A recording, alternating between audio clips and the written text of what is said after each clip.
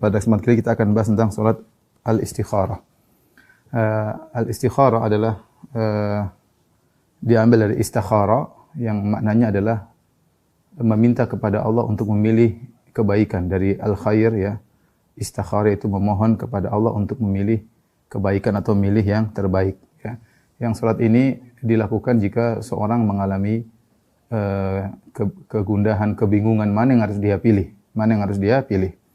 Dari sini kita tahu bahwasanya jika perkara yang sudah jelas ya tidak perlu diistikharahkan seperti mau puasa Ramadan yang enggak perlu diistikharahkan ya tinggal puasa saja ya. Misalnya mau salat 5 waktu enggak perlu istikharah ya. Itu sudah jelas ya. Demikian juga kalau hal yang tidak di luar kemampuan kita maka tidak perlu istikharah. Misalnya punya uang 500.000 kemudian mau beli mobil harganya 500 juta ya enggak perlu istikharah karena tidak ada duit untuk beli mobil tersebut ya. Tetapi kita istikharah pada perkara-perkara yang kita ragukan baik perkara agama maupun perkara duniawi ya. Dan ini salat yang Rasulullah SAW ajarkan dengan penuh perhatian kepada para sahabat. Jabir bin Abdullah radhiyallahu anhu berkata, "Kana Rasulullah SAW yu'allimu ashabahu al-istikharata fil umuri kulliha." Adalah Nabi SAW mengajarkan kepada para sahabatnya untuk istikharah dalam segala perkara, umum, mencakup perkara dunia maupun mencakup perkara akhirat. Dan ini adalah solusi yang terbaik ya. Tidak sebagaimana di zaman Arab jahiliyah dahulu ketika mereka bingung untuk menentukan satu pilihan, maka terkadang mereka menggunakan azlam. Azlam yaitu semacam sesuatu yang digoyangkan, ada pilihan iya, ada pilihan tidak, ada pilihan abstain ya. Kalau dia pas goyang keluar abstain maka dia ulangi lagi. Kalau dia pas goyang kemudian yang keluar dikocok yang keluar adalah iya maka dia kerjakan. Kalau yang keluar tidak maka tidak dia kerjakan. Dan ini adalah menyerahkan pilihan kepada sesuatu yang la syai, sesuatu yang tidak ada, sesuatu yang tidak ada apa-apanya ya. Gimana menyerahkan pilihan kepada kocokan ya. Tentu ini adalah suatu hal yang kebodohan dan ini merupakan syirik kepada Allah Subhanahu wa taala. Sebagaimana juga sebagian orang di zaman kita kalau melakukan sesuatu dia tunggu toke iya, toke tidak, toke iya. Nanti kalau iya berarti dia kerjakan, kalau enggak dia enggak kerjakan. Ini adalah bentuk-bentuk tatoyur dan juga kesyirikan menyerahkan pilihan kepada hal yang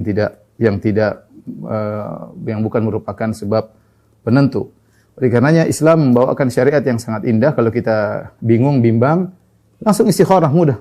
Kemudian kita berwudu, kemudian salat 2 rakaat, meminta petunjuk kepada Allah Subhanahu wa taala ya.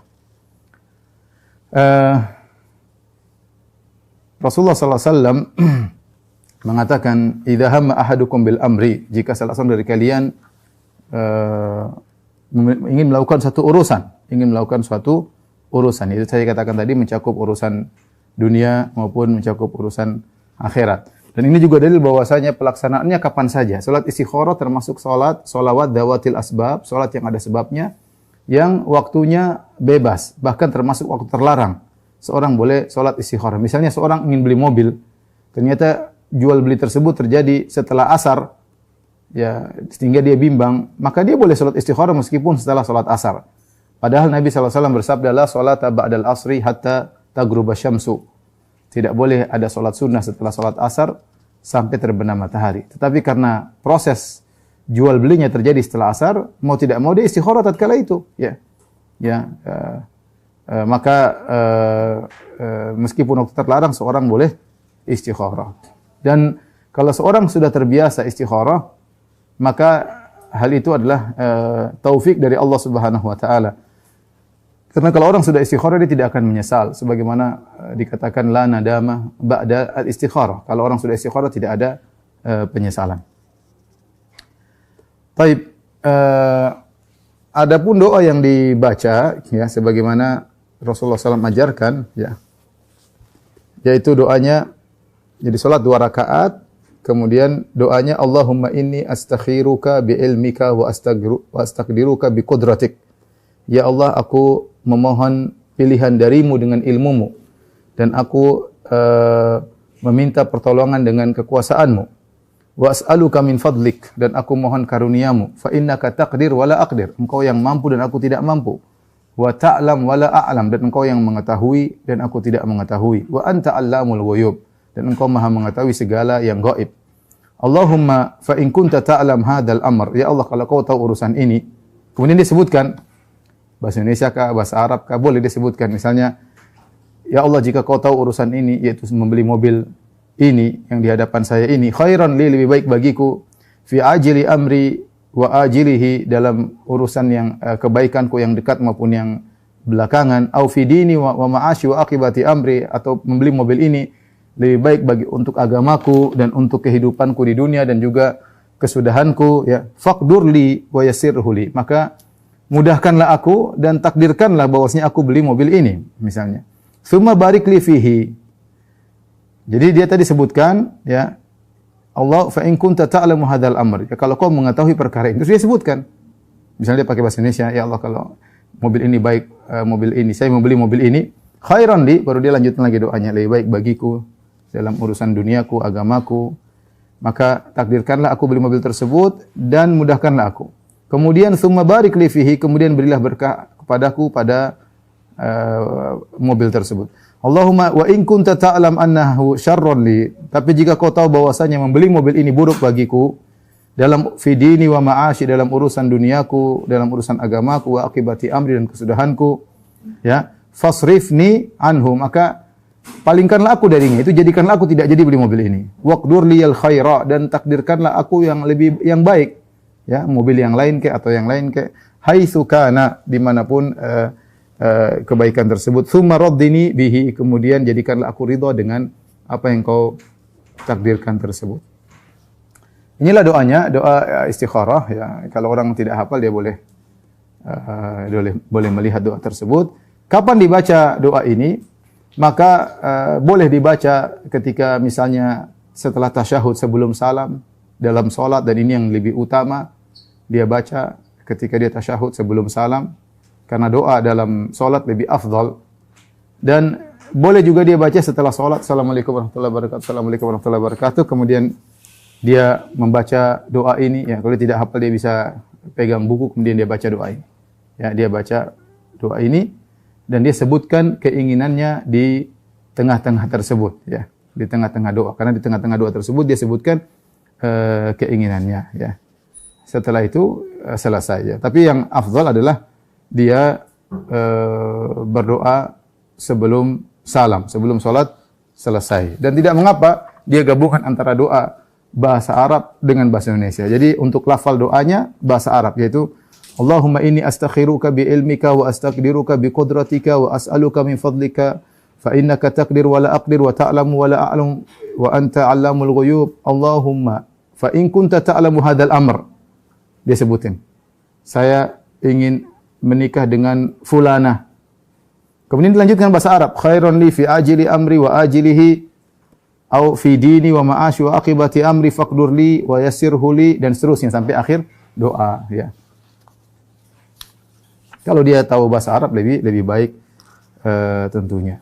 Baik, yang sering ditanyakan, Ustaz, apakah setelah istikharah kita harus menunggu mimpi? Jawabannya, salat istikharah tidak ada kaitannya dengan mimpi, ya. Makanya Rasulullah SAW tidak menyuruh untuk menunggu mimpi, dan mimpi tidak bisa dijadikan patokan karena setan bisa masuk dalam mimpi. Setan bisa masuk dalam. Bisa jadi seorang setelah istikharah dimimpikan oleh Allah Subhanahu wa taala sebagai petunjuk. Tapi intinya mimpi itu bukan patokan dari Allah untuk menunjukkan kebenaran atau tidak. Kalau ada kecenderungan hati, ya, maka lakukan, ya. Dan apakah salat istikharah boleh berulang-ulang? Boleh. Jika seorang sudah istikharah, dia belum mantap, dia boleh istikharah 2 kali, dia boleh istikharah 3 kali, dan seterusnya, sebagaimana dipraktekkan oleh Abdullah bin Zubair radhiyallahu taala anhuma, ya, ketika Ka'bah rusak, kemudian terjadi perselisihan atau dia berdiskusi dengan para salaf dahulu, sebagian sahabat, apa yang harus dilakukan? Apakah cuma dipugar, diperbaiki, atau Ka'bahnya dibongkar, dibangun yang baru? Maka terjadi perselisihan di antara mereka. Akhirnya Abdullah bin Zubair istikharah 3 kali. Istikharah 3 kali, sekali, 2 kali, 3 kali, baru kemudian dia mengambil keputusan bahwasanya Ka'bah harus dibongkar dan dibangun dari awal, ya. Dibangun dari awal, ya. Ini menunjukkan bahwasanya istikharah boleh lebih dari sekali. Yang dianjurkan istikharah bukan menunggu mimpi, tapi yang dianjurkan adalah bermusyawarah. Sebagaimana keumuman firman Allah Subhanahu wa taala, "Wa syawirhum fil amr wa amruhum syura bainahum." Kalau ada urusan maka bermusyawarahlah. Bermusyawarah ini wallahu alam bisawab, ada dua pendapat di kalangan para ulama. Ada yang mengatakan musyawarah sebelum salat istikharah, ada yang mengatakan musyawarah setelah salat istikharah. Tapi saya lebih condong bahwasanya musyawarah setelah salat istikharah. Musyawarah setelah salat. Jadi Allah lebih dahulu kita curhat. Curhat kepada Allah Subhanahu wa taala. Makanya dalam hadis kata Nabi sallallahu alaihi wasallam, "Idza hamma ahadukum bil amr," jika salah seorang dari kalian ada punya urusan, ya maka salat. Ya kata Nabi sallallahu alaihi wasallam, maka falyarka rakaatain, maka salatlah 2 rakaat. Dia salat dulu, setelah itu dia boleh diskusi sama orang yang ahli. Dia telepon sana, telepon sini, kemudian dia renungkan ya. Tapi dia istikharah dulu. Istikharah. Tapi kalau seandainya seorang musyawarah dulu baru istikharah juga tidak jadi masalah, dua-duanya baik ya. Jadi demikian salat istikharah ya. Saya simpulkan salatnya 2 rakaat dan ini tidak wajib ya. Kemudian waktunya kapan saja, waktu terlarang juga tidak jadi masalah. Kemudian adapun doanya boleh tatkala di penghujung salat, itu setelah tasyahud sebelum salam, atau setelah salat baru dia angkat tangan berdoa kepada Allah juga boleh. Kemudian permintaannya boleh disebutkan dengan bahasa Indonesia, tidak jadi masalah. Kemudian salat istikharah boleh dikerjakan berulang-ulang ya, kalau belum condong, ulang lagi, belum condong, ulang lagi, tidak jadi masalah. Kemudian kalau bisa istikharah disertakan dengan musyawarah, dan musyawarah ini bisa sebelum istikharah dan yang terbaik setelah istikharah. Wallahu a'lam bishawab. Dan baik jika seorang sedikit-sedikit istikharah. Karena ya akhi, ya ikhwan, kita tidak tahu apa yang terbaik buat kita ya. Sementara Allah Subhanahu wa taala berfirman, "Wa asa an takrahu syai'an wa huwa khairul lakum. Wa asa an tuhibbu syai'an wa huwa syarrul lakum. Wallahu ya'lamu wa antum la ta'lamun." Bisa jadi kau benci sesuatu ternyata baik bagimu, dan bisa jadi kau suka sesuatu ternyata buruk bagimu. Allah yang lebih tahu sementara kalian tidak mengetahui.